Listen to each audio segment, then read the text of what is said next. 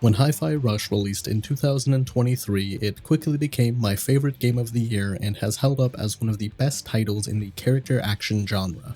It's a title that, to me, embodies what games are all about at their core: pure, unadulterated fun in a nice-to-look-at package that doesn't eat up too much of your time. Obviously, this doesn't apply to all games. I can appreciate the intent and art behind something that takes itself more seriously, or the slow burn gratification that a 100-hour-long RPG can give you. But, at the end of the day, video games were originally a means of entertainment that brought you some excitement and fun in a tight, complete package.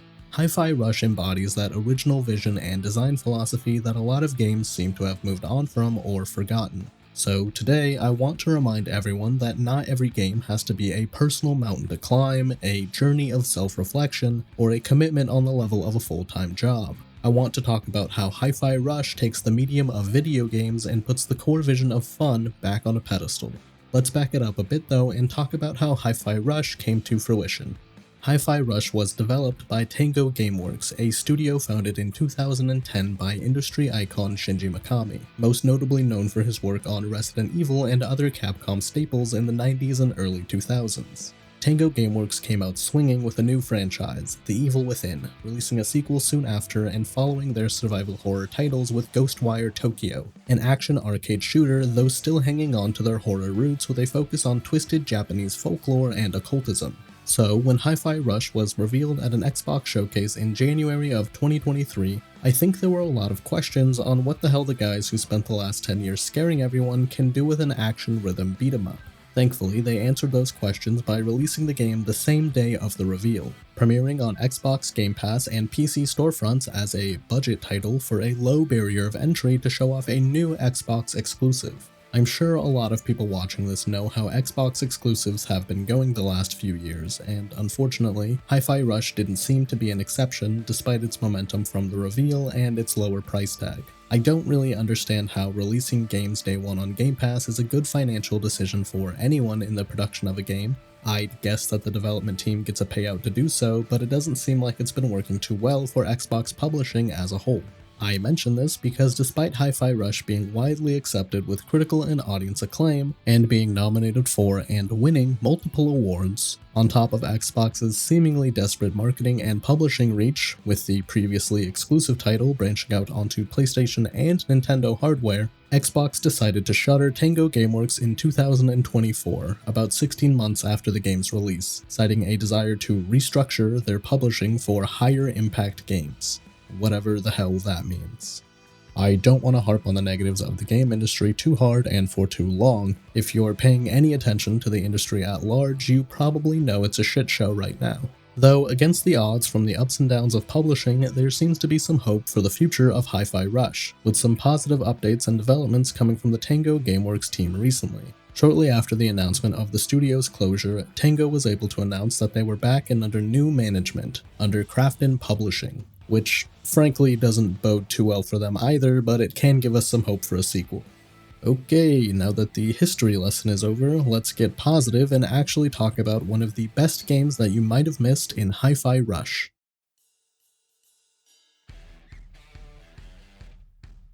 The story of Hi-Fi Rush isn't exactly the focus of the game. You're probably here for the character action rhythm game, not really the underdog story of some loser trying to be a rock star. But the story here is actually a great time. It's fun, it has a lot of heart, the main characters have some growth and development, it's everything you'd want out of a simple but entertaining story. I'll have a spoiler warning a little later if you're interested in the narrative, but again, it might not be the main dish for you here, so I wouldn't worry too much about it.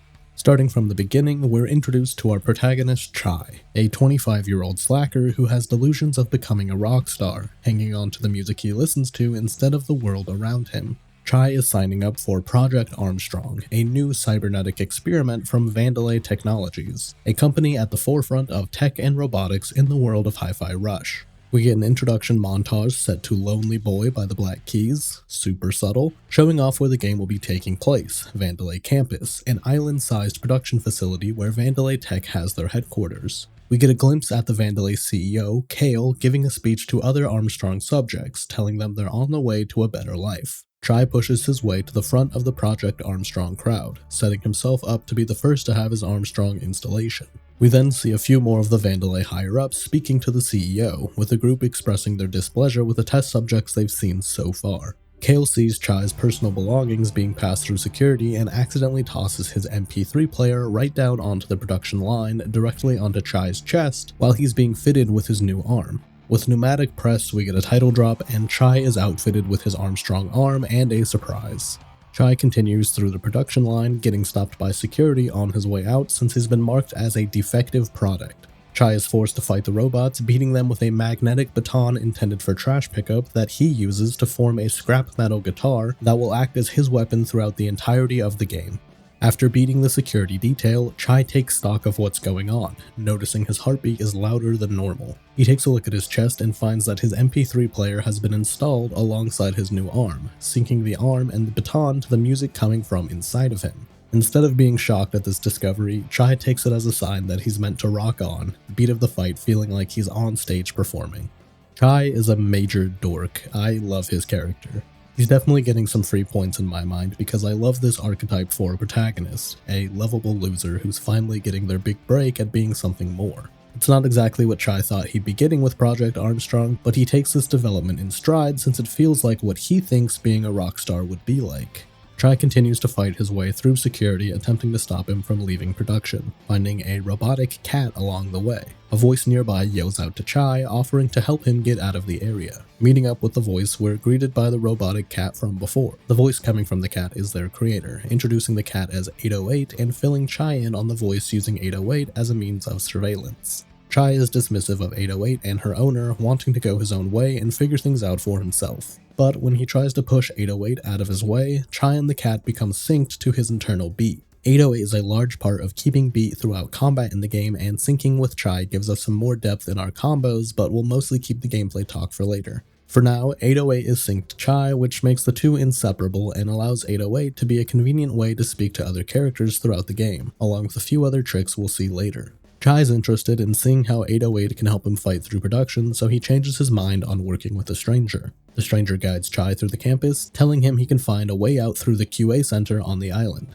The stranger is suspicious of using the obvious route, but Chai isn't listening, instead wanting to go for the easiest solution and heading off to the QA building. Throughout this first level, and the rest of the game, but especially here, we're kind of beat over the head with the underlying parody the game is going for with Vandalay, a joke on the tech industry and potentially game development. The tech industry throughline is obvious, but since this is a video game, I think there might be some personal experiences being mixed into the writing and humor. There are constant jokes about development timelines, mandatory crunch, budget restrictions, going over budget, overcautious IT and security, and so much more. As someone who's worked in the games industry for a while now, these land with me very easily, and I can exhale out of my nose or roll my eyes when I hear an announcement about a new day of the week being added to compensate for more overtime. I don't know how effectively these jokes would land from an outsider's perspective though, and I don't really mean that in an exclusionary way, but like I said, I think there's a lot of truth and personal experience being woven into this kind of writing throughout the game, something you'd know and relate to having worked in tech or game development. I wanted to point it out here because this first level clearly establishes that overarching tone that carries throughout the rest of the game. I also wanted to mention it because, much like Chai himself, the game isn't taking itself too seriously. It's a satire of development in its writing, it's an over-the-top action rhythm game in its gameplay, and it's a comic book or cartoon in its presentation. Everything is a little silly or lighthearted, and it's all for the sake of fun. I also just really enjoy the comedic writing and timing in Hi-Fi Rush, even outside of the inside jokes with its parody. There's great delivery from voice actors, good physical humor in the animation, and a lot of charm in the writing. It's a genuinely funny game when it's trying to be humorous, and I think that's something that's especially hard for games for some reason. I'm not going to get on a soapbox and tell you what's funny and what isn't, but I do think Hi-Fi Rush has the right balance and cadence to good comedy in a video game. Again, something that a lot of games struggle with. Getting back to the story at hand, Chai and his mysterious guide continue to be at odds with each other, with Chai wanting an easy, straightforward way out of Vandalay and his new friend wanting to keep out of the spotlight and stick to secrecy. Chai and 808 reach the QA building, reaching the final QA check, and Chai is greeted by Rekka, the head of production. Rekka's entire character is a joke on wrestlers and their personas, and all of the heads of development at Vandalay follow this trend, but we'll get into those as they come up. For now, just know that Rekka is a big muscle mommy that talks like Triple H at the Royal Rumble. Rekka sends Chai down to the final QA check, with the head of the team, a massive robot named QA-1 Mil. Chai faces off against QA-1 Mil, and we're introduced to our first boss fight set to a 9 Inch Nails song. We'll dig into boss fights properly a little later, of course, but it's here and it's now, so I figured I'd mention it. With QA-1 Mil out of the way, 808 leads Chai into the back halls of Vandelay campus, into a forgotten room deep inside the building. Here, we finally meet 808's creator, Peppermint, a standoffish young woman with an inclination for tech and computers looking to expose Vandelay's latest project, Spectra. We'll find out more about Spectra in detail soon, but for now, we're hanging out in Peppermint's hideout, a pretty cozy lounge, all things considered. Not to be a broken record, but we'll talk more about the hideout later. All you need to know now is it's a hub between levels. And I think this is a great point for the spoiler warning. We've got a beat on Chai, his careless attitude with newfound power that might help him finally stand out, and we've met our first secondary protagonist, Peppermint, a cold-shouldered ally with a secret mission. Throughout Hi-Fi Rush, we'll meet some more friends and foes and slowly uncover what that whole Spectra thing is about. Again, it probably won't be the main course of the game for you, but it is a very enjoyable story that's worth seeing if you're at all interested. There's even a part that gets me a little misty-eyed. So if you want to avoid spoilers, click on the time I hopefully have on screen now. Everyone where they need to be? Cool. Let's keep on going and pick up the tempo a little bit. Peppermint sends Chai back into Vandelay campus, directing us to Rekka's office in the production building to steal information on Project Spectra directly off of her personal computer. Chai pretty quickly blows their cover, an element of surprise, and Rekka begins sending security detail to hunt down Chai throughout her building. We jump around a bit, fight quite a few robots, and Peppermint lets us in a little more about what Spectra is. Apparently, it's a firmware update to all Vandelay robotics users, integrating an AI into their cybernetic bits and bobs, starting with Project Armstrong subjects. Peppermint also mentions that she's getting her info from an inside whistleblower, saying that Vandelay has never kept a project like this under wraps before, so there has to be something suspicious going on. Along the way, Peppermint also prompts Chai to a new function she's uploaded to 808. She can now use 808 for temporal displacement, which is a much smarter technical way to say that we can briefly call in Peppermint for help in combat and help with traversing in the environment. We'll talk at length about Peppermint's new gameplay utility, along with some other friends we'll be meeting soon. Just know that she and others can use 808 to pop over to Chai when he needs it. Chai doesn't seem too pleased on relying on Peppermint for any solution, but reluctantly asks for her help when she's required to take down some enemies and open up paths for Chai. We finally reach Rekka's office, and she reveals herself in a pyrotechnic light show, complete with her own announcer and a smackdown as call-out to Chai. During her speech, she seems to be activating something in Chai's music player heart. I don't know if this is just a fun shot to show the music syncing or if it actually is the bosses affecting Chai's metronome. Either way, it looks great and it's a fun detail if so. We fight Rekka through her moveset of Grand Slams, Spears, and Suplexes, even beating her when she gets supercharged using some electric cables in her office. It's a fun, very energetic fight with a lot of back and forth between Chai and Rekka mechanically in gameplay and in the narrative of the fight. It's also backed by one of my favorite tracks in the game, so this one ticks a lot of boxes for me in being a memorable fight. I promise I'm gonna stop saying I'll come back to certain topics like boss fights later in the video, so consider this your last heads up. If there's something you expect me to elaborate on, hopefully it's in the proper gameplay section later, but I'll probably be smoothing it over through the story retelling. With Rekka defeated, Peppermint pops in to swipe up the production passkey and log into Rekka's computer. Peppermint digs into Spectra files and discovers that the AI firmware update is designed for Vandelay to control consumer minds. Her research on Spectra gets cut short when Chai accidentally answers a call from the other development heads, putting Chai on display to the rest of the company. Chai brags about Rekka being defeated while the development heads send over more security to stop Chai, until he reveals that he's working with Peppermint, which gets a reaction out of Kale, the CEO. Peppermint drags Chai away back to the hideout and she's pretty upset with the reveal, having preferred to work in the shadows against Chai's bold and brash tactics. Chai is ready to quit, given that he's held up his end of the deal with helping Peppermint get info from Rekka, but Peppermint gives him a little preview of what Spectra could do to him and others. With that, Chai is ready to help out and continue the pursuit of Spectra with Peppermint, sending Chai into the research and development sector of Vandelay to get the current Spectra prototype and delete it before it can head into full production. With the R&D lab being deep underground, Peppermint mentions that security might be lighter, but with it being in the R&D lab, we can expect more experimental robots to be protecting the area. We also get a brief mention of the head of R&D, Zanzo, a hot-headed, egotistical ideas man that wants development to go exactly to his plans and no one else's. For his silly little character reference, he's obviously meant to be an homage to JoJo's Bizarre Adventure. I've never watched the anime, so the jokes are pretty lost on me, but I guess I at least understood what they were doing.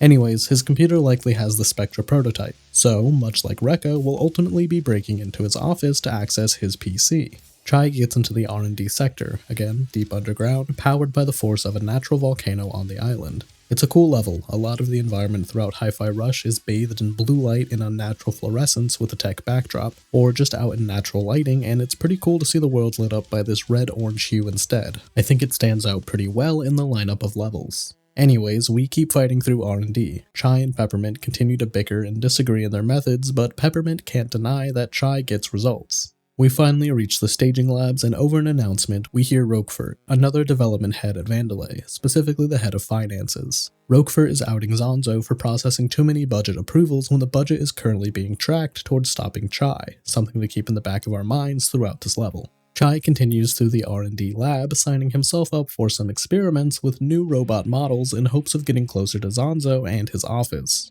We push through some experiments, introducing some new gameplay mechanics. Reaching a new test bed, we're greeted by Zanzo himself, who's more interested in pushing Chai to his limits than stopping him as a defect for the company. Chai fights off his tests with ease until Zanzo reveals his latest creation, Z-Shielding. The Z-Shielding makes this new robot completely impervious to Chai's attacks, brushing off any and all impacts from his guitar. So Chai decides to improvise and reason with the robot. Let's see how that goes for him. Look, man, I think we have more in common than we do apart. How about... Yeah. So Chai gets knocked into the back rooms of the R&D department, where he's found by a new mysterious figure with ominous red eyes. The mystery and ominousness is very short-lived though, as once the lights are turned on, we're greeted by Macaron and Cinnamon.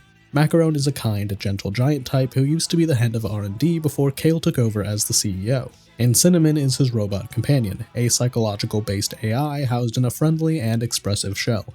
Peppermint rushes in the door to save Chai, but is immediately cooled off when she sees Macaron, putting together that he's the one that's been feeding her info from the inside, and the two make quick friends with their shared goal of stopping Spectra. Peppermint wants Macaron and Cinnamon on the team to help their plans, but Macaron is more passive than aggressive, wanting to avoid violence and conflict if he can. He's riled up when Chai points out a poster of Zanzo plastered on a Z-shielded wall, and Macaron immediately blasts through the wall with a single punch, giving Peppermint and Chai an idea of how to get a leg up on Zanzo. With Macaron reluctantly on the team, the gang heads back up topside to surprise Zanzo with the ace up their sleeve. Peppermint sinks Macaron to 808's teleportation tech, so now we can call him in whenever Chai needs Macaron. I think this is as good of a place as any to talk at length about Macaron. We kind of have an idea of his character type now, so I want to talk more about how he grows throughout the story, since it's mostly through optional dialogue, as the focus of the main narrative is on Chai and to a lesser degree Peppermint. As I said, Macaron comes across as a lover more than a fighter. He wants to do something against Vandelay and the direction the company is heading, but he's unsure about himself and doesn't want to hurt anyone.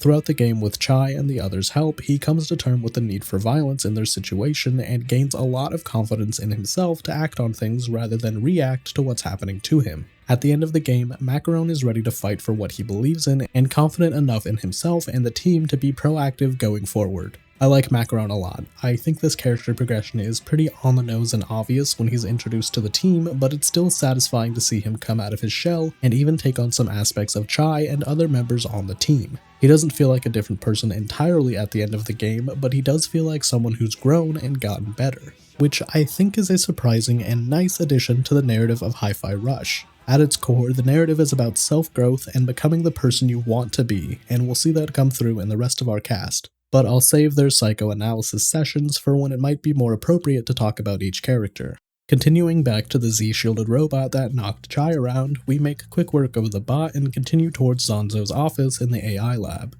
While on the move, Macaron fills us in that everyone in Vandelay has been locked out of access to the Spectra files, except for the department heads. And strangely, the head of security seems to be excluded from the permissions as well.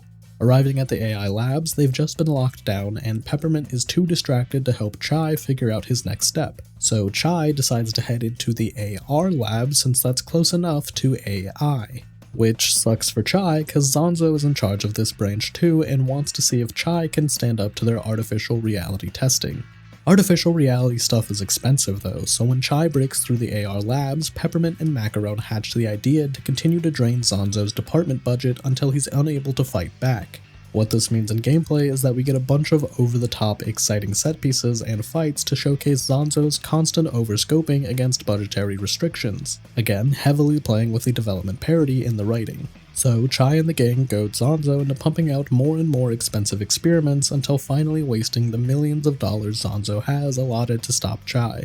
But Zanzo hasn't been keeping track of his budget like the band has, unveiling his massive new robot to take out Chai in one final fight until his lack of funding catches up with him. We get a funny shot of Zanzo on the game over screen, Chai takes him out with one quick smack, and I enjoy this moment enough. I like a good boss fake out, and this one was built up throughout the second half of the level, so it doesn't feel like a surprise that there's no boss fight. It's for the sake of a joke, and it's a pretty good one. With Zanzo out of the way, the gang can access his computer. Opening up his Spectra files reveals that Vandelay has already gone ahead and pushed the project into approval and fast-tracking its release. And now the only way to stop its development is to get approval from all of the department heads, or rather, approve the closure of the project from their computers. With this revelation, Kale and the head of security, Corsica, come into the room behind them to arrest the group.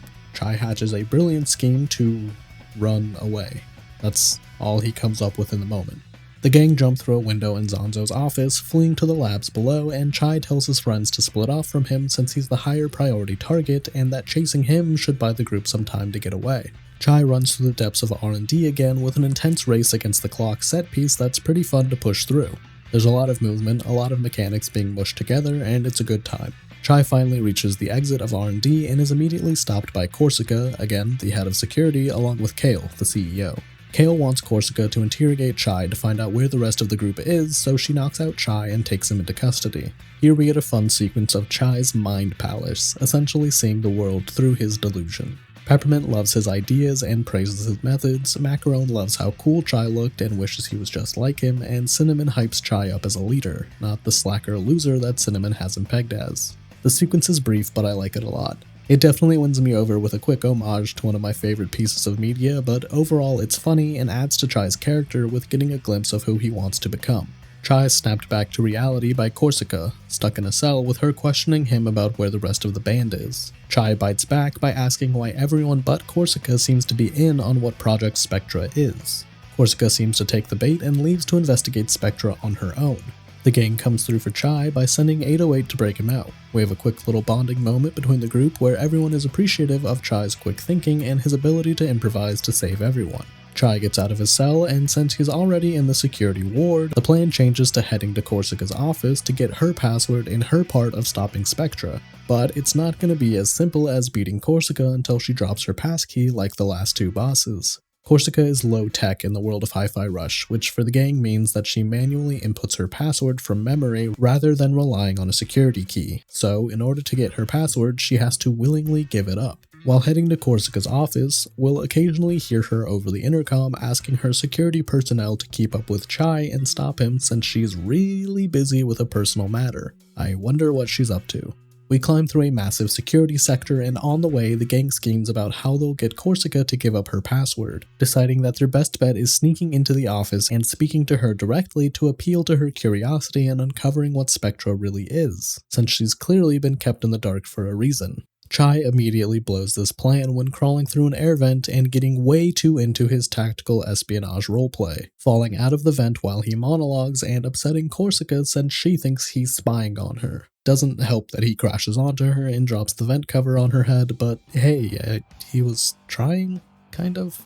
Instead of a traditional boss fight, we get a more narrative, character-focused showdown with the gang telling Chai to talk Corsica down and reason with her instead of getting her too angry to listen to them. Chai doesn't really get the whole play it cool vibe they're going for, instead accidentally baiting Corsica into attacking him and slowly wearing her down instead.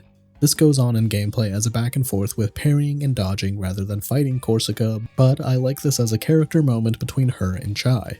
I'm gonna spoil something that happens about 300 words later in my script, but Korsica is the next member of the group, joining Chai and company in the fight against Spectra and Vandalay. So, like we did with Macaron, let's talk about Korsica and how she evolves through the game, again, most clearly through optional dialogue. The boss fight with Korsica clearly establishes that she has some anger issues and is quick to react with violence and aggression. Naturally, her progression as a character would lead her to becoming more laid back and casual, allowing herself to react calmly to situations instead of a forward, angry way. She learns this from Chai. He teaches her to go with the flow and to not take everything at its worst face value. Instead, improvising and doing what you can instead of acting out in full force. I like Korsica a lot too, and I like her development. It's not the most groundbreaking or unique arc for a character, but it feels natural with Chai and the others and comes through over the course of the game, resulting in Korsica being at peace with herself.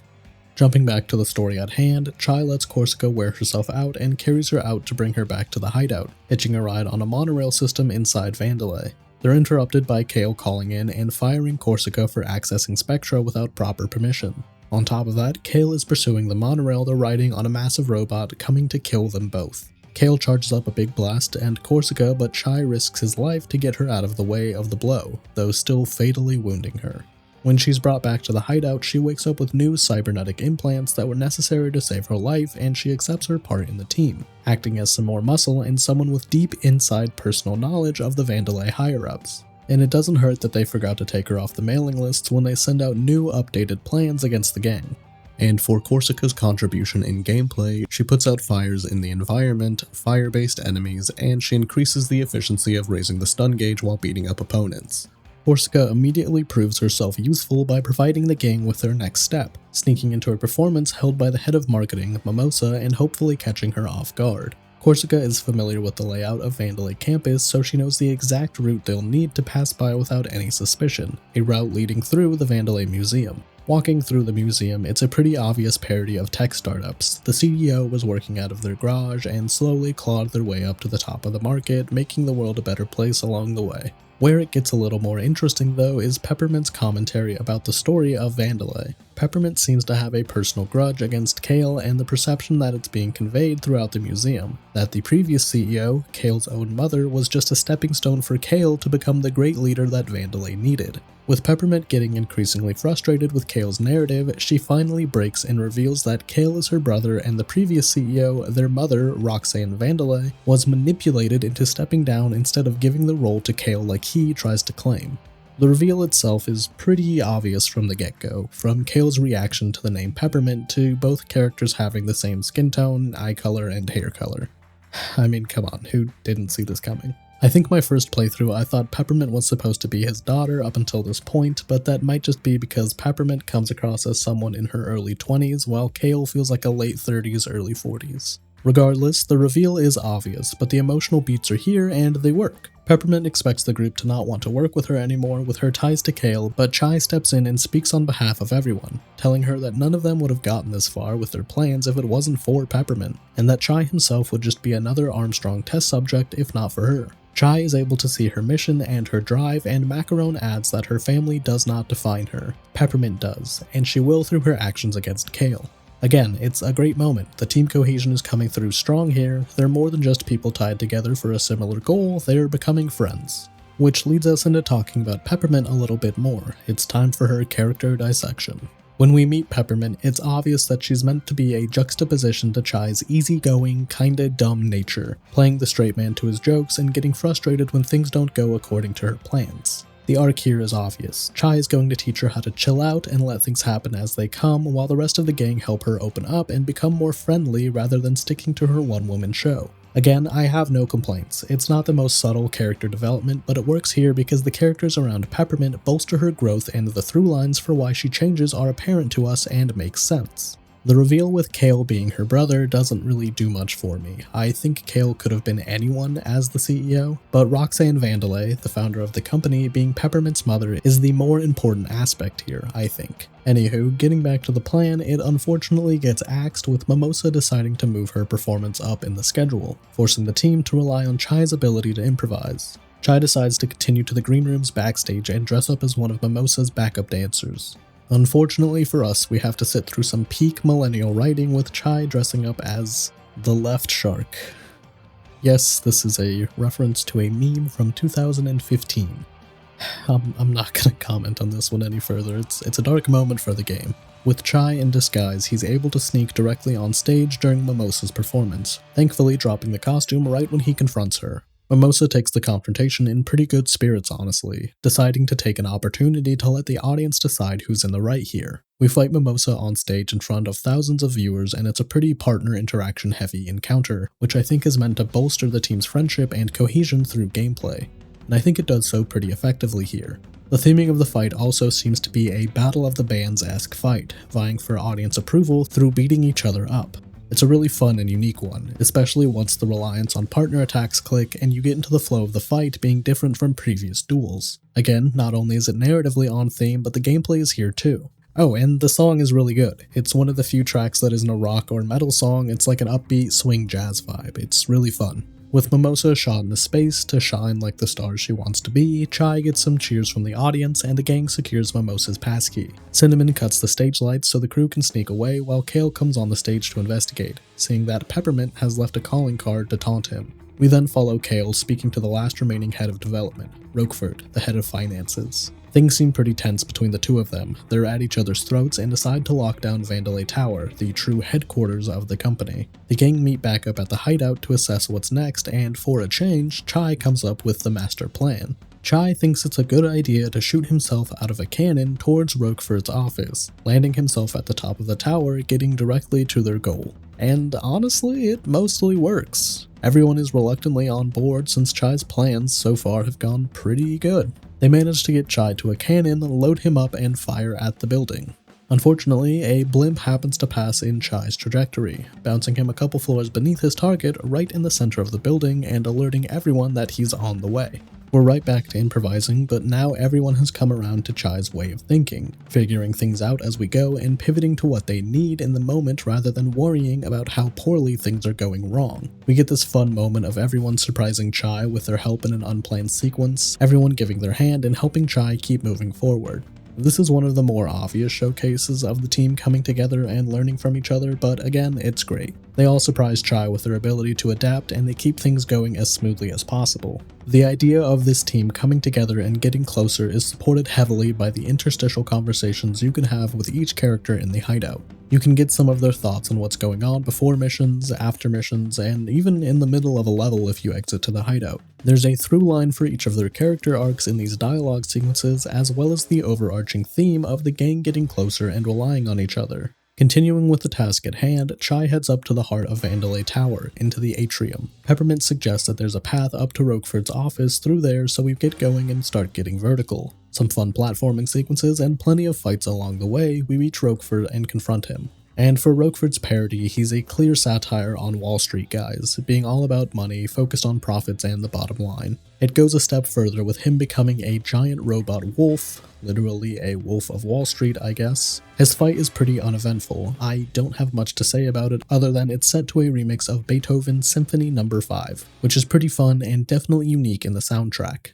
This is probably my least favorite boss fight, but that's all you're getting until later in the video. Roquefort gets taken out pretty easily, so with his security key in hand, the gang heads over to Roquefort's personal elevator straight to Kale's office. Here, we have a quick character moment for Chai, one of the last major development beats in the game, with Chai rallying the team as a leader and checking in with everyone personally. He really knows how to pump up each team member and get them in the right headspace for their mission at this point. He seriously talks to them like a different character coming to the end of his own journey. He's even able to reflect with Peppermint and acknowledge that he was in the wrong when they met and can clearly see how everyone's come together. It's all really great, and while I understand why they're optional conversations, I kinda wish they weren't, and I wish there was more focus to make sure everyone saw how these characters were coming together and growing. I'm sure someone would complain if they couldn't just focus on the non-stop action gameplay, but I think the team dynamic here is the secret core of the game. Behind the action rhythm veneer is a heartwarming story about friendship and growth. We do get a bit of mandatory team interaction while the game rides up to the elevator to Kale's office, but I really do think this cutscene would have been lessened if you hadn't talked to everyone throughout the game.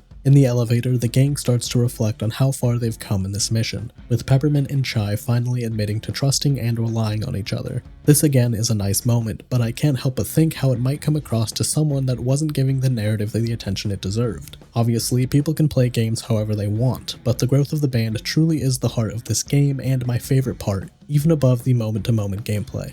As the elevator reaches Kale's office and opens up, we're greeted by Roxanne Vandelay, not Kale. Roxanne prompts a force field around the gang and brags that they've fallen right into Kale's plan. Peppermint puts together that Roxanne must be under the control of Spectra, and that's proven to be the case when Kale comes in to monologue about Spectra's true intent.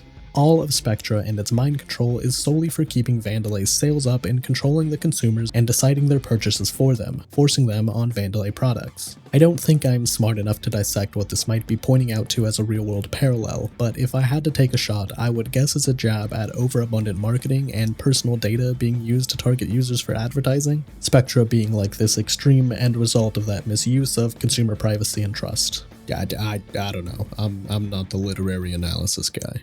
With the band stuck in the force field, they seem to be out of options to escape. No breaking barriers, no putting out fires, and no busting Z-shielding for this one. Until Cinnamon mentions that they're trapped in a harmonic force field, which leads Chai to a brief moment of intelligence, realizing harmonic must mean that it has a frequency that can be exploited. Chai places his hand on the force field and searches his thoughts and emotions to synchronize his heart to the frequency, going through the memories and interactions he's made with the gang and improving himself and becoming a real hero. I don't know, man, this is genuinely a beautiful moment. Chai realizes he's more than a slacker trying to go the easy way, that he's helped people and made an impact on those around him. And yeah, this is the part that gets me a little emotional. They might be cheating with the swelling choir, but it really does start bringing some tears on for me. It hits the mark emotionally and is a great final note in Chai's growth. Chai finally is a rock star, and it's thanks to the friends he made, and he knows he wouldn't be here without them. With the force field down, Chai and company head off to finish off Kale, pursuing him through a Vandelay construction project while he tries to escape in a massive robot. Everyone is working together as a team to take down Kale's robot, Chai distracting him while Corsica and Peppermint look for and create a vulnerability, swapping the tempo to Macaron holding the robot in place for Chai to deliver a critical hit and detach one of the robot's arms. It all comes to a head when even Cinnamon gets his time to shine, sinking himself with the detached arm and using it to fire at Kale's machine. The gang rallies behind Cinnamon and help him lift the arm and hold it in place to fire, committing to one big attack as a real team. I don't mean to repeat myself over and over, but again, this is great. I love seeing how they've come together and worked together, and it is wonderfully handled in their actions through the story. Cinnamon solo destroys Kale's robot, but takes him out of the pursuit in Kale, destroying his own body in the process. But don't worry, he's a robot, they can build him some new limbs. Now that Kale can't run any further, it's time for the final fight at the heart of Project Spectra. Kale is waiting for the group to start his final villain monologue and traps everyone but Chai around another force field. He then takes control of Chai through Spectra, and it's up to our final crew member to have her moment in the spotlight. That's right, 808 is here to save the day. Even the cat has some character development. We get a brief 808 gameplay section to break off Kale's Spectra remote control and get Chai out of his command. Every part of the team gets their time and everyone does their part. It's great. With Spectra disabled, we're ready for the final fight. Kale against the band. Like most other bosses, it's a progressive fight, getting more difficult and adding new mechanics as you progress. This one especially hits the mark with the progression of fight being tied to gameplay with a team, encouraging you to liberally use your partner actions and even requiring the partner interaction for some sequences. Kale's fight is set to another 9 Inch Nails song. Someone must have really been a fan, but it's a great pick and it builds the fight really well. Outside of the post-game content, I think Kale's fight perfectly encapsulates a mastery of gameplay systems, throwing just about everything in the book at you and expecting you to give it your all. Kale's finally taken down with one more jam session before we get a final all-out attack from everyone in the team, everyone getting a brief sequence to beat the hell out of Kale and Chai finishing him off with the confidence he's gained working with his team. Kind of. Kale ends up nuking himself out of the boss fight, which I think is meant to tie into his barely present CEO persona, but it's a pretty good joke to end the fight on, and we still got some satisfaction in everyone roughing him up right before. Peppermint slots in everyone's security keys, types in Corsica's password, and with that, Spectra deletes itself. The gang won, and we even get to see that Cinnamon is still kicking if you were worried. We cut back to Kale's office with Roxanne Vandelay appointing herself back to the head of the company, giving back to the people that helped her get Vandelay back on track to helping people. Corsica remains the head of security, Macaron is back to the head of R&D with Cinnamon as his assistant, and Peppermint gets to have a relationship with her mother again. And Chai, well, he doesn't really have any traditional skills for the tech industry, but Roxanne recognizes Real and offers him a role as a company ambassador. We get a nice epilogue through the credits, a montage of everyone getting back to what makes them happy. Macaron is back developing for Vandelay, Peppermint is fixing up the original Vandelay van with her mom, and Corsica is watching over everything in the security hub. And Chai is finally learning to actually play guitar, instead of relying on his Armstrong hand to do the heavy lifting. And to wrap it all up nicely, everyone meets to enjoy a sunset together. And that's the main story of Hi-Fi Rush. Mostly. We'll get to some post-game content here in a while, cause it's mostly gameplay content and less so narrative content. I'll probably just leave the post-game stuff to the gameplay section and talk about it then with another spoiler warning, so keep an eye out for that if you don't want that spoiled. Anyways, I think I've sufficiently talked my way through the story, and how it's as important as the gameplay to the identity of Hi-Fi Rush. But in case you missed my point, on its surface, Hi-Fi Rush is another character action game with a rhythm-focused backdrop. If you dig a little deeper and pay more attention than most of these games ask you to, you'll find a heartwarming story about friendship, growing up, and finding out who you really are. I love the writing and story in this game, if that wasn't apparent already. It's funny, it's quick, it's got more going on than other entries in the genre, and it knows when to take itself seriously and how to transition back into its fun demeanor. I think playing through Hi-Fi Rush is just as much about experiencing this story as it is playing the actual game, and I'm very happy to say that as its narrative came as a surprise to me when I played through the title. Chai's emotional growth and journey isn't one I'll forget anytime soon, and I can't wait to see more of him if we ever get the chance.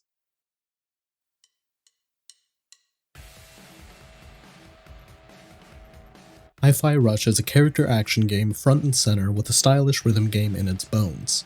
If you're unfamiliar, a character action game, or stylish action, or hack and slash, spectacle fighter, there's a lot of names for this genre, and to me, it's pretty muddied on what exactly is a character action game, honestly. But at their core, the genre is about fighting enemies with a varied moveset, typically focused around a variety of combos and movement options while the player is at the center of attention in a single-player power fantasy, if you have the potential to reach the skill ceiling. These games are also typically classified by their difficulty, an emphasis on player expression through their fighting and wrapping everything nicely in a progression system based around your performance. Hi-Fi Rush is no different from its peers in the space. It has all that and more, though it can be limited in some regards when compared to some of the greats in the genre. The other part of Hi-Fi Rush is the rhythm game beneath it all. It's not exactly Guitar Hero, but everything is set to a beat and you're expected to keep in time with the rhythm. I've played a lot of character action games, a lot of rhythm games, and even a lot of action rhythm titles, so I can safely say that I think Hi-Fi Rush is the best culmination of these two genres. Let's get right into it and take it from the top, starting off where the game starts us. The first part of talking about combat in Hi-Fi Rush is talking about what difficulty you'll be playing on. When starting a new save, you'll be presented with 4 difficulty options to play through the game on: easy, normal, hard, and very hard. For your reference, this video is made from the perspective of playing through the game on very hard. I don't mean for that to come across as me bragging or anything, I just think that character action games are at their best on their higher difficulties, expecting the player to meet the mechanics and master them, and I think Hi-Fi Rush is no exception to that thought. The difficulty levels clearly explain what to expect with each, with rising enemy damage dealt to the player and the player dealing less damage to enemies. On top of that, the timing for playing in rhythm is tighter as the difficulty goes up. I think Hi-Fi Rush is best experienced on very hard for your first playthrough, if you're comfortable with the genre and have some rhythm to keep up with the pace. I don't want to detract from anyone's experience that played the game on anything lower than very hard, but I really do believe the gameplay is at its peak when the game is pushing you to your limit and you're comfortably responding back with ease, which can be further accentuated with the game's 5th hidden difficulty, Rhythm Master. You unlock Rhythm Master by completing the game on any difficulty, I think, available to you whenever you start a new save or select a level from the level select. Enemies hit you harder, you hit them weaker, and your rhythm timing with the beat of the game is even tighter. On top of all of this, you have to keep your combat scoring above a certain level or else Chai dies immediately. I'll get into specifics of the combat score in a bit, but this mode might be the best difficulty and skill expression Hi-Fi Rush has to offer. You have to be aggressive, you have to be extremely comfortable with how to gain combat score, and you have to know enemy patterns inside and out. It's a blast. I had a lot of fun replaying the game on Rhythm Master immediately after my initial playthrough for this video. But now that we've picked a difficulty level, let's talk about what you'll be doing in a fight. In every fight, and every interaction in the game really, you're set to a certain rhythm or beat that the entire game is progressing in. Everything moves to this rhythm and acts on beat. Your attacks are on beat, enemies hit on beat, the world moves on the beat.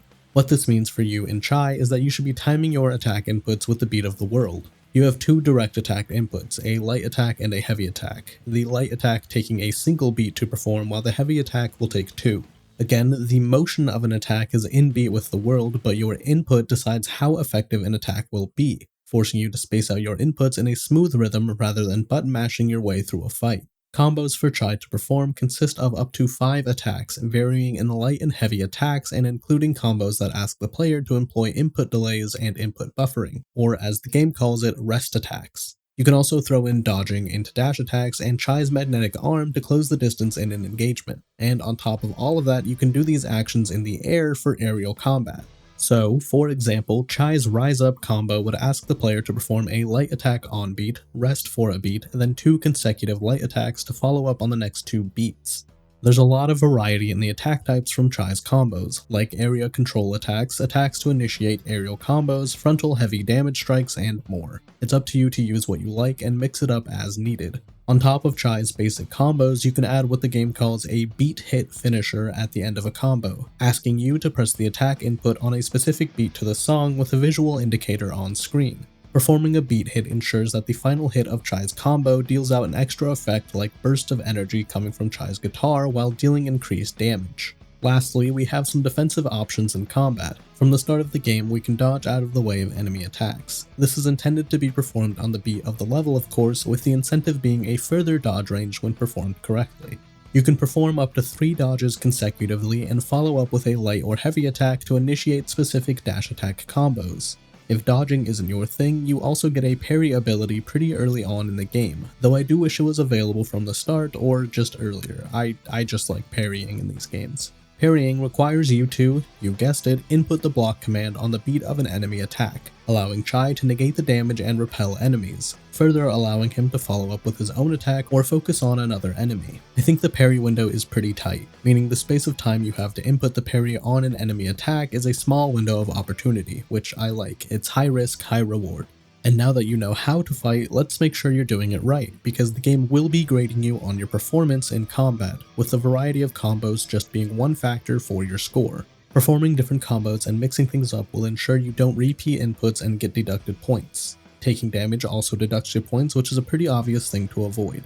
So how do we gain points to get a good grade for a fight? Well, again, mixing up your combos is an easy bet, but performing more stylish actions in combat, like aerial raves, which force enemies into the air to be punished with extended aerial combos, or partner actions, like using Peppermint to retaliate on a successful parry, dishing out high damage with some flair from your friends. Both of those examples give point multipliers while also being high scoring actions, so mixing stylish actions like those into your combat will guarantee a higher score. On top of your style in a fight, you'll also be graded in the amount of time it takes to clear a fight. This varies with each fight, with some giving out S ranks for clearing a fight in under a minute, while others can allow up to a few minutes, depending on the encounter. It's a pretty straightforward metric. Deal with enemies faster, get a better grade.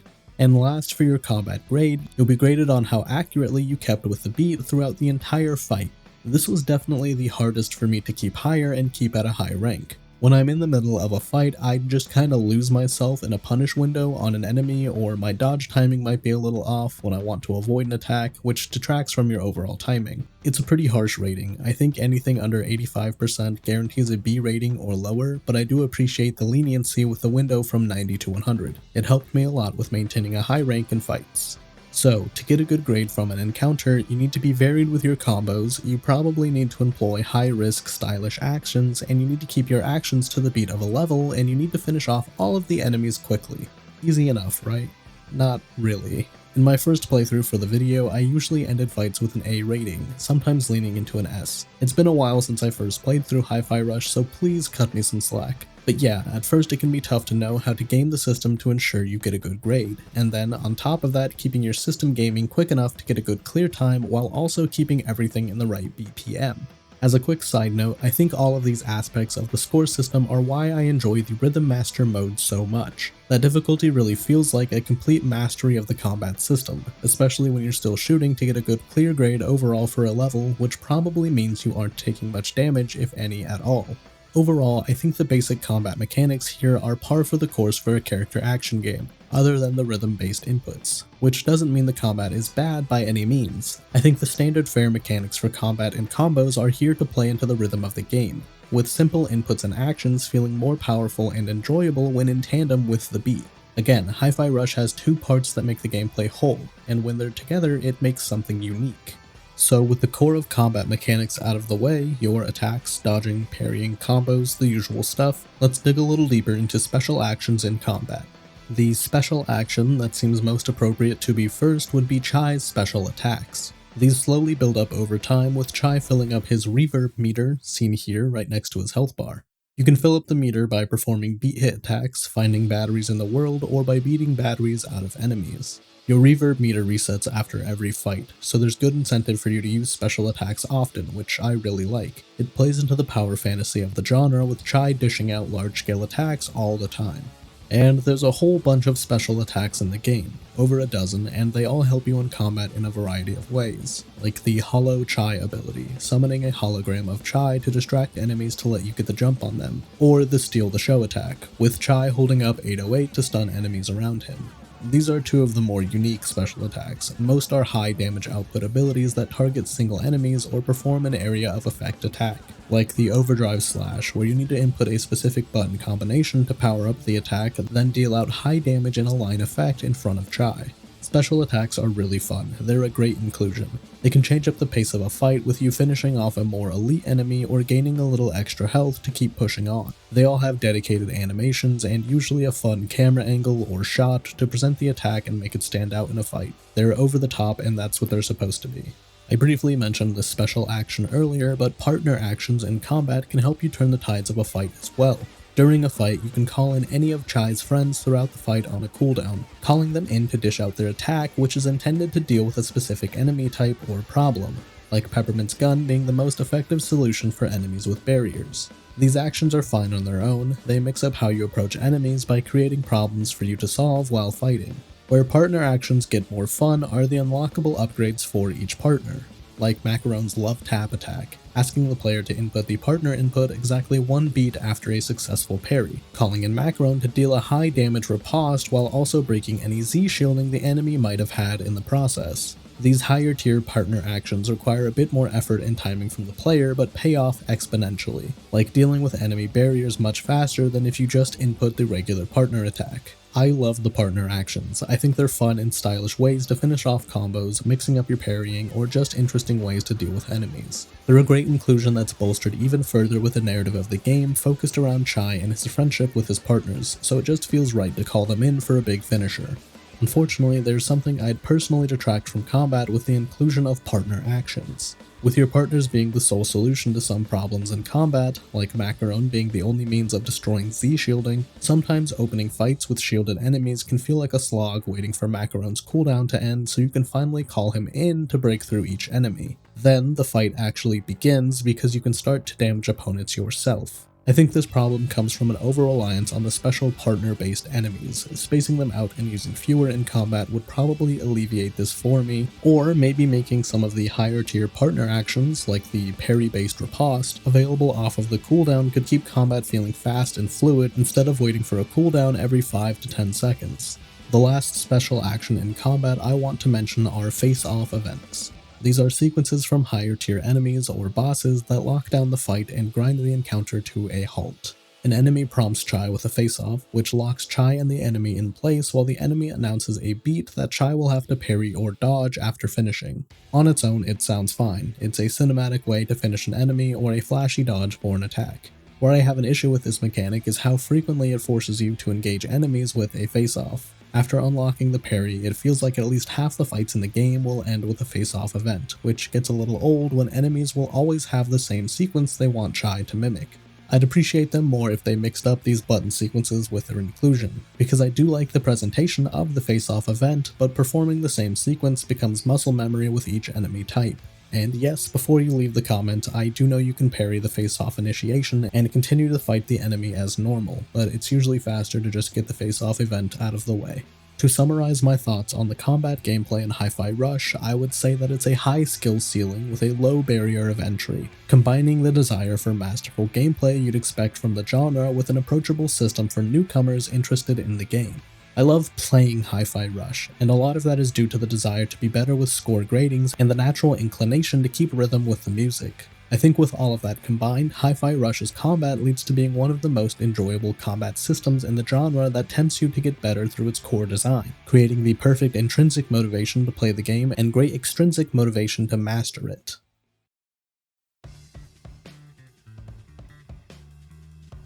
The other half of gameplay you'll be engaging with throughout a run of Hi-Fi Rush is some basic platforming that is pretty much a requirement for the genre. Just like the combat gameplay, platforming is set to the beat of the world, with objects and obstacles moving to the music.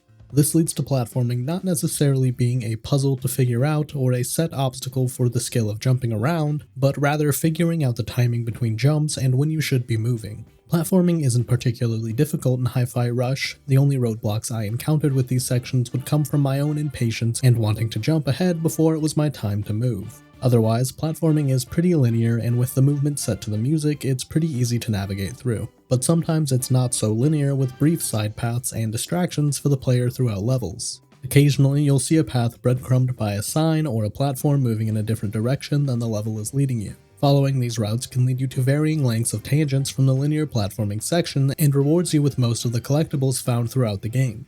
Collectibles come in a couple shapes and sizes and varying degrees of usefulness. The most obviously useful are the bunch of ways the different game tries to give you currency in Hi-Fi Rush. Gears. Gears are used to purchase things at the in-game shop. No, not microtransactions, but the shop you use to purchase abilities for Chai and his friends, along with upgrades to Chai's health and other metrics we can improve. You can nab some gears openly placed on the level, usually to guide you where you need to go. You can break open crates to get some gears, and you can destroy some property for gears too, like Kale statues, which require you to beat the statue fast and heavy, switching up your combo for constant damage to maximize the amount of gears dropped. I think the consistency and amount of gears given to the player throughout the game is pretty fair when you explore thoroughly and break open most, if not all, crates you see. With my first run through of the game, I ended up being able to purchase all of Chai's combos, all of the partner abilities, and a handful of the upgrades available in the shop. I did have to stick to one special attack for most of the game. They're a pretty heavy money sink, but thankfully the game lets you refund combos and special attacks for 90% of their value, so I could have mixed things up if I wanted to. I really like that you're allowed to refund some purchases here. I think it's a great way to incentivize trying out some new moves without committing a large portion of your funds to something you might not like. I do want to clarify that a lot of the gears I earned throughout my playthrough came from the completion of in-game challenges, which reward you with gears and other upgrades for naturally playing the game or pursuing some esoteric feat, like parrying a burst of magma from a volcano. So, with collecting gears throughout the world and completing the natural progression challenges, I think you're given a healthy amount of gears to chip away at the shop for your first playthrough. I mentioned some other upgrades that you'll be receiving and finding, so let's run through those. Firstly, you can find health meter upgrades. These are pretty straightforward. You find 4 of them, you get a new notch on your health bar. I think these are given out at a pretty comfortable pace. I think I ended up with 3 total health bar upgrades by the end of my playthrough, which was more than enough to tough out any fight in the game. Next, you'll get reverb meter upgrades, the reverb meter being your means for unleashing special attacks. You'll need a certain amount of reverb for more powerful attacks, so upgrading the meter is crucial if you want to use some new abilities. I think these are given out pretty heavily early on in the game to make sure you have enough for those attacks and build out slower as the game goes on. I think this is because having more reverb past the required amount for an attack just means that you have a little left over for another special attack. I think that's fine too. I didn't find myself relying on special attacks, so having just enough to unleash one big attack per fight was more than enough. But once I did have some extra reverb in my second playthrough, I did find myself mixing it up and using 2 special attacks and frequently popping them off. You can also find health tank pieces, separate from the upgrades to your health meter. When you collect 5 pieces, every health drop that you pick up when at max health is automatically added to your new health tank, acting as extra health that will be given to you automatically if you go down in a fight. I don't really like the health tank. I think being given gears for health pickups when at max health is more helpful honestly, and I don't think the health tank is given a chance to be useful until a repeat playthrough since the pieces are given out so infrequently. I think this would have been better as a purchasable item to opt into in the store. Receiving health tank pieces always bummed me out a bit when I got to the end of a little side path. The last upgrade material you'll be finding are Armstrong circuits for Chai's chipset abilities, which are passive upgrades you can assign at will, allowing for some variety in gameplay through having a unique build.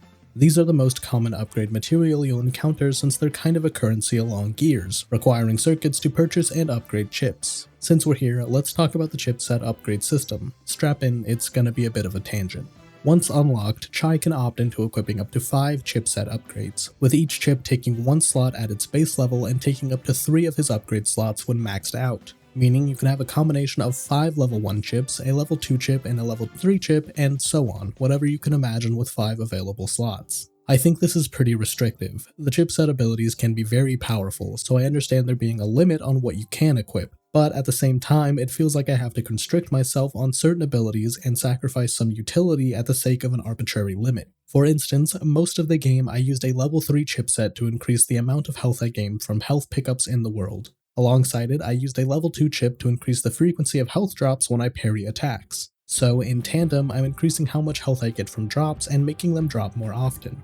But that's all I could opt into. I'd have to remove my chip loadout to mix it up with partner chipsets to make my partner abilities more effective, or to try out different parry abilities like giving Chai temporary invincibility when performing directional parries. I think an easy way to mitigate how restrictive chipsets can feel could have been giving out certain perks in different ways, specifically the partner upgrades and some of the utility-based chips. Maybe partner upgrades could have unlocked with using the partner outside of the mandatory sections you have to use their ability, giving you an incentive to maximize how often you call in partner attacks or combos. I think the parry utility skills like dropping more health or giving Chai invincibility frames are great as chipset upgrades, allowing the player to opt into one effect for their parry skill, but some of the other utility chips don't get a chance to shine, like the combo holder that increases the amount of time you can take between hits in a combo. I think some of these chips could have been one-time purchase upgrades, like why would I ever increase the distance items are picked up from when I can opt into my parries dealing damage back to enemies. Overall, I do like the chipset upgrades. I think having a little customization to how playing the game feels is a fun way to mix up gameplay, but again, I think it's a little restrictive on top of there being clear winners when I need to pick and choose which upgrades to have active. Okay, long tangent over. As a whole, Hi-Fi Rush doesn't do anything particularly interesting with its upgrade collectibles. It's pretty standard for the genre with health and special meter increases and a currency to purchase upgrades throughout the game. It's inoffensive and safe, and it gets the job done to give the player some progression. On top of these tangible upgrades, there are also collectibles that are more narrative-based or focused around fleshing out the world of Hi-Fi Rush, like finding a tablet with an email, memo, note, or otherwise electronic writing to read about Vandelay requiring sick time to be requested 3 months in advance, or a conversation with a Vandelay robot, getting a first-hand account on some mistreatment from the company, like a robot who had his legs disabled so processing power can focus on programming instead of walking. I like these just fine. I enjoy when a game tries to create more to the world than what is presented to the player. They're trying to create a scene for what Vandelay is outside of what we see in gameplay and in cutscenes, and I think these interactions work perfectly. As one last footnote in the platforming upgrade, the exploration section of this video, I want to quickly mention submissions. There's only 3 in the game, but each one gives you a health upgrade component, so they're pretty useful to complete. They're brief distractions during a level, asking you to shoo away some pigeons, find some packages, or dig through trash cans. They're short and only take a few minutes at most, but I appreciate the inclusion to have a little more meat in the level. And I think that's all I really have to say about the platforming part of Hi-Fi Rush. It's a constant that you'll interact with throughout the game, but it's not particularly deep like the combat. It's mostly used to mix up gameplay instead of the progression of a level being an unending cycle of fights, which I appreciate as it gives the player time to breathe between fights, and it's usually used as downtime for Chai and his friends to talk or to give some exposition to the player. Platforming and exploration like this is an obvious inclusion with the genre, and the quirks Hi-Fi Rush adds with some interactions in the world are great to flesh out the setting of Vandelay technologies. I wanted to talk about boss fights in their own section of the video because they're more set-piece based encounters rather than traditional combat sections like normal fights in the rest of the game. Let's go through each boss one by one and talk about what they bring to the table to mix up gameplay. First up, we have the head of QA, QA1 Mil. He's a massive robot constructed to lead quality assurance checks for Rekka, and he's constructed for the player to teach us the progression of boss fights for the rest of the game. As a fight, he's pretty easy, asking the player to focus attacks on his hands in between his combos for heavy damage, or hitting his face to keep consistent damage output. He's a tutorial for the rest of the boss fights in the game, introducing the player to AoE attacks, or area of effect attacks, and that can damage a large area in the arena. He'll also introduce us to electricity damage that stuns Chai briefly that should be avoided or dodged through. Lastly, QA1 Mill shows us the progression of a boss fight with a fight introducing new mechanics for each verse of the fight, increasing the boss's moveset and mixing up their attacks. I think he's a great way to showcase what to expect from other bosses throughout the game, so he gets a high grade from me.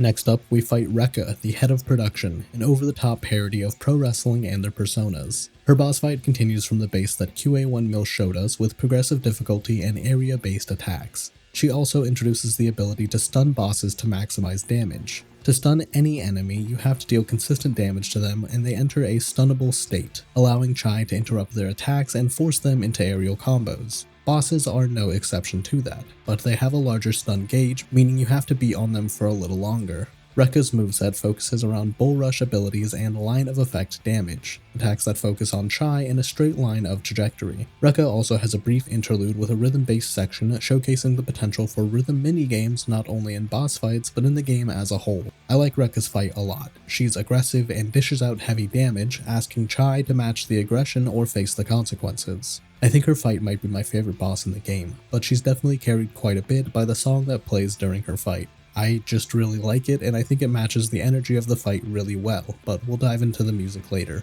Next up, we fight Corsica, the head of security. Corsica has a unique encounter in the game, being a more passive approach to a boss fight. Instead of fighting Corsica directly, the game decides to put you in the position to weather her attacks and wear her down defensively, having the fight take on a more cinematic presentation and being more focused around the interactions between Chai and Corsica. What this means for the player is that it's a constant barrage of parrying and dodging, which I actually like quite a bit. I like it for the narrative implication. The team doesn't want to defeat Corsica like they do the other bosses, but I also appreciate that it has a focus on parrying, forcing the player to master that skill set instead of being yet another fight where the player can combo their way through. The connection of parrying other bosses might not make it to every player, but I think this might be a consideration to take away from the Corsica fight, which will help you be even stronger in every boss fight going forward. Overall, Corsica's fight is fine. Again, it's more focused here on the story, and what it's doing for the narrative is good in my book, so I don't have anything to detract from the encounter. For our next boss, we have the head of marketing, Mimosa. Mimosa's fight comes at a time in the narrative where Chai and his friends are finally starting to click into place and understand each other, so I think her fight is meant to reflect that in gameplay. Throughout the fight, the player is forced to use partner abilities heavily, using Peppermint to bring Mimosa down from flying, and using Corsica to force her stun gauge to fill up faster. Unfortunately, Macaron doesn't really have a specialty here in this fight, and that's kind of the case throughout gameplay as a whole, honestly. Other than his use case against Z-shielding, the other two partners are always more effective in combat to me. Anyways, through using the partner abilities, Chai is able to more effectively fight Mimosa and bring her down, which is an important lesson for us to learn for later boss fights. Mimosa's fight also has a musical interlude, and like I mentioned earlier, I think this plays heavily into a theme I get from the fight being a battle of the bands between Chai and Mimosa. It's just kind of a fun thing with both characters having a focus on music and their popularity, but I think it's played up heavily for this fight, even resulting in the audience eventually cheering for Chai instead of Mimosa, the biggest pop star in the world. I like her fight thematically and mechanically, so this one gets a good grade from me as well. The next boss in the game is Roquefort, the head of finances. Finally, one I don't really like. This one feels like it's more focused on the spectacle of the fight rather than giving the player interesting gameplay. We see Roquefort a few times throughout the game, and every time we see him, he's a short man with an unassuming stature. When we finally meet and fight him, he reveals that he has implants that allow him to turn into a massive wolf robot whenever he becomes angry. Unfortunately, the massive robo-wolf doesn't have a very interesting moveset and just kind of has the player fighting an oversized enemy that asks for a lot of parrying. To transition to the different phases of the fight, Chai also has to beat Roquefort when he reverts back to his normal state, being just a regular guy again. When he's back to normal, he asks the player to use partner abilities to break through his defenses, which can be pretty annoying to miss since he runs around the arena and partners are on a cooldown. The only positive I really have for this fight is a hidden interaction in the third and final phase with his wolf form. He starts this underground charge attack, and if you angle yourself properly with the environment, you can force him into a long stun window and get a lot of damage in. Overall, I think this fight is mostly a punchline that lacks a lot of punch. I don't think fighting the wolf is very fun, and fighting normal Roquefort is just frustrating. Thankfully though, with Roquefort down, that means we're coming up on fighting Kale, the CEO of Vandalay. This is probably the best fight in the game. Despite it not being my favorite, I can definitely appreciate it as a whole and see that it's a culmination of everything the game has thrown at the player. The fight has multiple phases, beginning with a mostly one-on-one duel between Chai and Kale, which is a great satisfaction for the player finally being able to fight him. Then we're back to the second phase, which focuses on the use of partner abilities, again, which I think is a fantastic showcase of the team's partnership. It's a representation of the gang coming together and fighting as a team. Unfortunately, there's again a bit of a hiccup with Macaron. His section is a little awkward, and the timing or position to effectively use him in the fight isn't as elegant as Peppermint or Corsica's moment. For the last phase, we return to a duel between Chai and Kale, with Kale throwing everything he's got at the player, forcing parries, shooting out AoE attacks, line effects, wave attacks, anything he can, and it feels like desperation from someone who knows they're about to lose. It's great, it's exciting, and most importantly, it's fun. Kale's fight is absolutely the pinnacle and peak of Hi-Fi Rush's combat, at least in the base game, and it's a fantastic conclusion to the narrative. And that's the boss fights. I think I pretty succinctly summarized how I feel about each of them as we went along, but as a whole, I like the boss fights a lot, other than Roquefort, of course. There's a lot going into them mechanically that ties into the narrative pretty well, and they're just fun to play. They're a great invitation for mastery of the combat system, and they're great exclamation points for a level. It might seem a bit weird to combine talking about the casual hideout throughout the game and the post-game content, but trust me, there's a connection, and talking about the hideout on its own felt weird in the script. So, since I've called out how weird this framing might be, despite the structure of this video being whatever I want, let's start with the hideout. Between missions, Chai and the gang hang out in their hideout, a hidden room between rooms deep inside Vandalay campus. It's Peppermint's room initially, but as we progress in the story, the rest of the team find their home in the hideout too. While we're here, we can acquire upgrades from the store, customize Chai and the team, talk with some of the supporting cast, and check out the Wall of Fame to check in with our challenge completion throughout the game. It's all nice to have and make the in-between space between levels feel a bit more comfy and cozy rather than giving us a mission list to just menu through.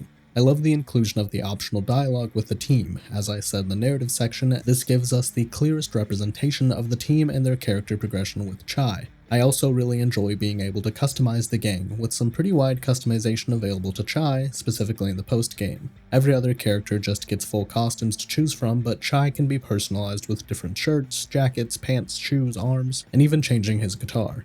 The Wall of Fame is a great inclusion as well, giving an interactive reward to completing challenges in the game on top of the currency and upgrade incentive already given with the completion. The wall slowly gets new art added as you complete achievements, each achievement representing part of a large overall mural to showcase the team and Vandalay.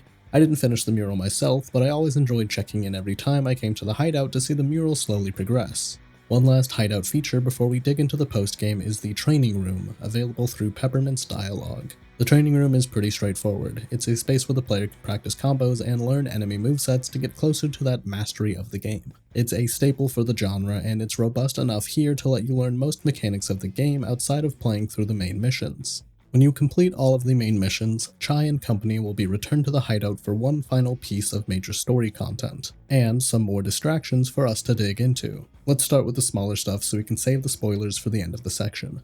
Upon completing the game, we unlock a few new modes to check out. Firstly, we have the Rhythm Master difficulty that I mentioned earlier. With that, we also lock the ability to select levels manually and play through each independently, which is a great opportunity to check out the difficulty on its own. I understand the desire to include a level select after you've beaten the game, but I kind of wish it was here from the beginning. Whenever I got a lower grade for an overall stage, I always wanted to hop right back in and try for a better one, but maybe that's just me.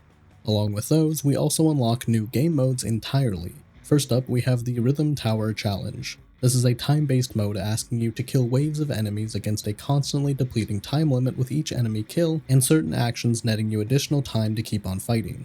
Each wave you beat increases the difficulty of the fight and slowly adds more enemies and mechanics. I like this mode enough. It's a fun way to really test your skills with how fast you can complete encounters. On top of that, you do earn rewards you can use outside of the mode, like outfits and gears to spend on the store. Next up, we also unlock the arcade cabinet, giving us 2 game modes to hammer into. The first of 2, we have BPM Rush. This is similar to the Rhythm Tower challenge with waves of enemies, but with a twist that the speed of the game increases with each encounter, slowly forcing you to keep up with a faster rhythm than you're used to in the base game. I really enjoyed this mode. It's surprisingly intuitive to translate the muscle memory of combos in the base game to faster inputs here, and it gets really hectic and fun very quickly. And just like Rhythm Tower, you get some rewards based on your performance here. The arcade cabinet also gives us Power Up Tower Up, another mix on the wave-based formula by starting Chai with no abilities and upgrades and allowing the player to opt into what to improve when completing each encounter. You can pick from a handful of upgrades each fight, giving a different reward and changing the score multiplier for your run through the gauntlet. You can even opt into taking no upgrades and maxing out your score to really push your skills to the limit. There's also what the game calls bugged upgrades that give you debuffs for the upcoming fight but reward you with a stronger bonus if you're able to overcome the odds against the bug. With all of that, you can also pursue additional challenge fights that give you especially difficult encounters that reward you with powerful upgrades and score multipliers. Again, just like the other 2, you'll gain rewards for the base game based on your performance and score here in the mode. I like all of these extra modes. I think they're really fun and interesting ways to mix up the gameplay formula you experience throughout the game. They're yet another means of challenging you to master the combat, and I think they're effective in teaching you different approaches to fights, be it relying on your speed and efficiency or honing your timing for combos at different speeds. They're a great inclusion, and I really enjoyed spending a few more hours on each.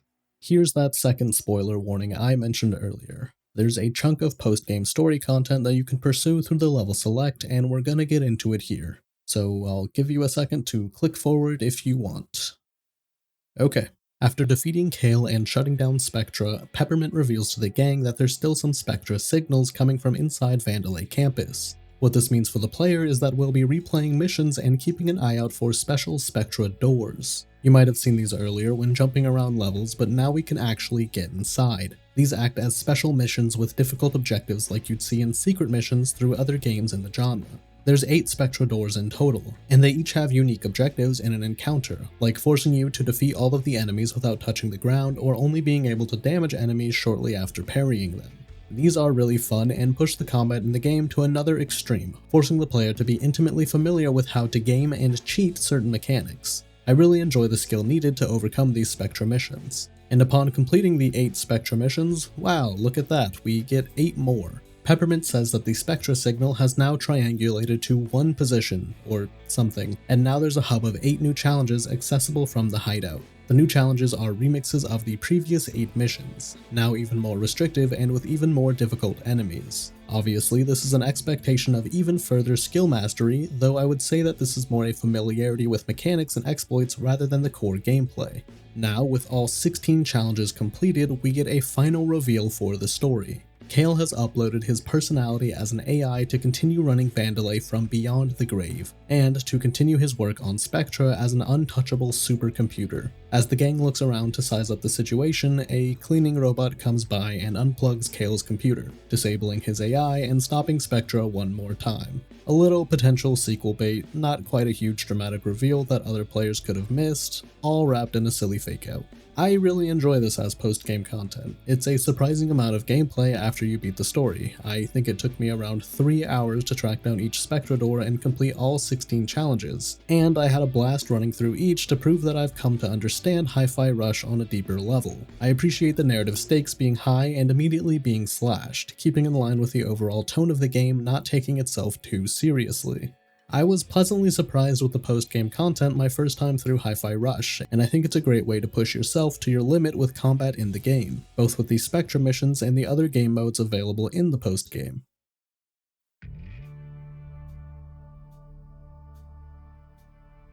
When looking at Hi-Fi Rush through a lens of visual and oral critiques, I don't think I can tell you anything that isn't on display at all time. Hi-Fi Rush is a bombastic, colorful, and exciting game to look at and listen to with passion and love oozing out of every corner and every sound in the game. I really don't think I have a lot to say regarding the looks and sounds of the game because it's all so good and such a treat to experience that I don't have much to add without just showing you. But for the sake of the video, I guess I'll try. Hi-Fi Rush uses a cel-shaded art style throughout the entire presentation of the game, doubling down on that style with a halftone effect to present the game as a graphic novel or comic book. The game is bright, colorful, and has a clear and cohesive design to everything in the world. Visually, the game is a constant barrage of effects and flair in the best way possible, resulting in a perpetual visual wonderland. I cannot express how much I love how this game looks, and it's hard to pick specific examples to showcase it because every aspect is always at its best. On top of a clear and defined visual style, there's an obvious passion for presentation throughout the game and its many homages and references to other pieces of media.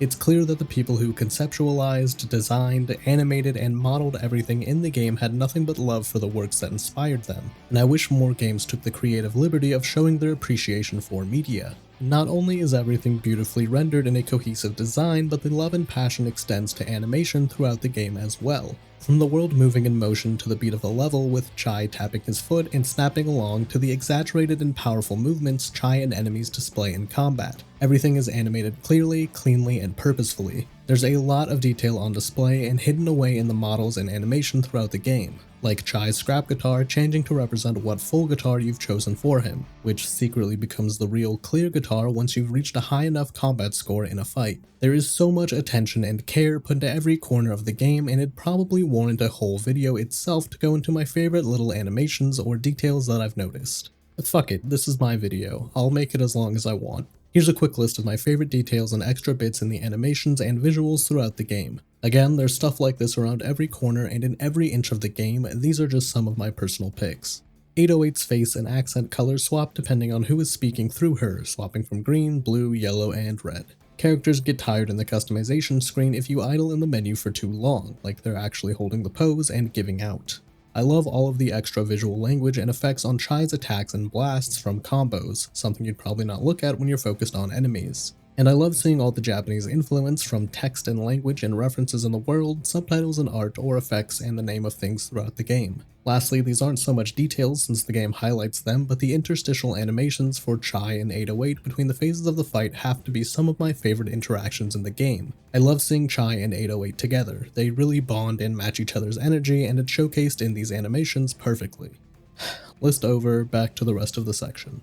I mentioned it briefly earlier, but Hi-Fi Rush is an extremely comedic game within its writing, and that extends to the animation. A lot of the humor in the game is reliant on facial expressions or physical humor with the characters, and it lands so well because there's clear intent in the animation and believability in its presentation. Do I think Cinnamon can clearly and concisely draw his facial expressions in half a second for each line of dialogue? No, but it's funny that he does, and I smile each time I see him quickly erase and draw the next one. Humor is hard to define for everyone, but I really think Hi-Fi Rush is one of the most consistently funny games I've ever played, and again, I think that's impressive in and of itself because games seem to struggle with comedic timing and writing. Hi-Fi Rush is written funny and it shows funny, and I think it really is that simple.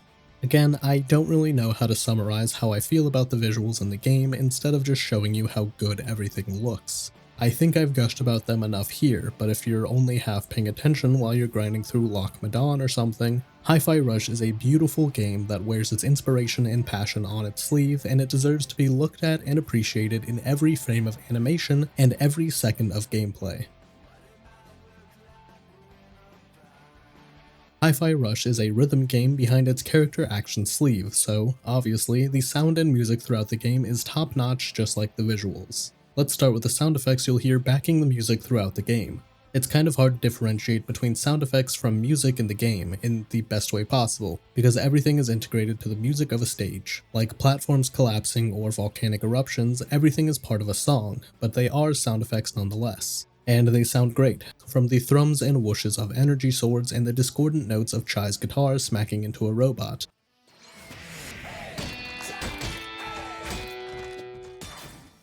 It all sounds great and exaggerated to match the visuals and overall tone of the game. Everything is fun and everything is loud and it's a blast. And again, it's all set to the stage tracks. Each level has a song unique to the stage, sometimes more than one, and everything in that level moves to the beat of the song and supports it as a sound effect. I'm not an audio engineer or a sound designer or anything at all relating to music whatsoever, so I can't imagine how difficult it was to compose music that had to both fit thematically for the game, but also be backed by the sound of steam pipes releasing their valves.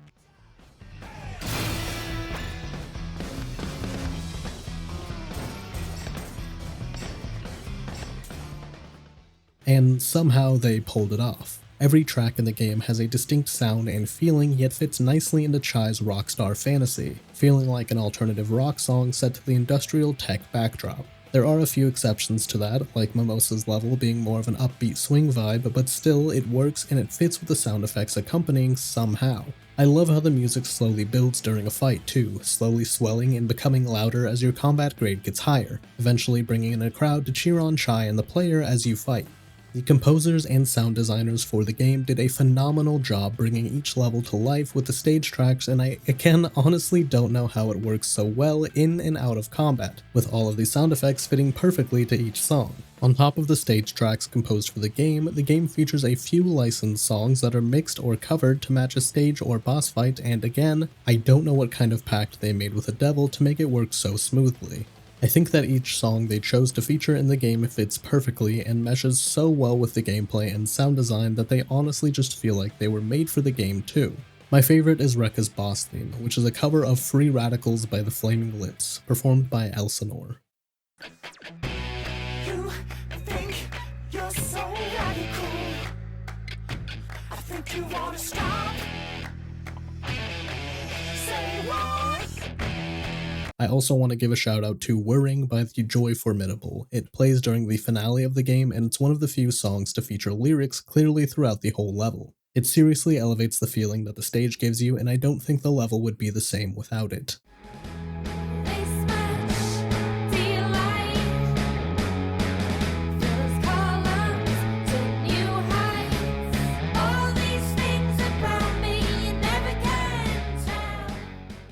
So yeah, the character action stylish rhythm game has great music and fantastic sound design. Who's surprised? I always listen to a game soundtrack while I write these scripts and edit the video just to put myself back in the headspace or vibe of a game, but Hi-Fi Rush's OST is so good that it's just invaded my everyday and I'm listening to these tracks in my free time again. And just to wrap the audio section up and cover my bases, the voice cast is great too. I don't have any huge remarks or specific character moments that I want to highlight, but every character is believable and well performed. From the over-the-top parody that is Rekka, You disrespecting me? That's it! The gloves are coming off. to the understated satire from Kale. Is this a joke? You think I can't deal with a cat? All in all, the game sounds just as good as it looks and just as good as it plays.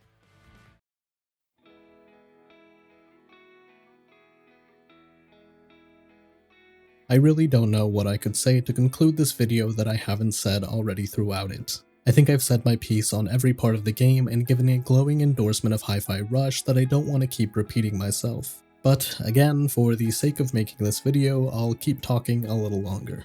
In a post-launch interview with MinMax here on YouTube, the director and writer of Hi-Fi Rush, John Johannes, talked about the mindset he had with Hi-Fi Rush's development, stating, "If this is the last thing you do, it has to be the best thing you do."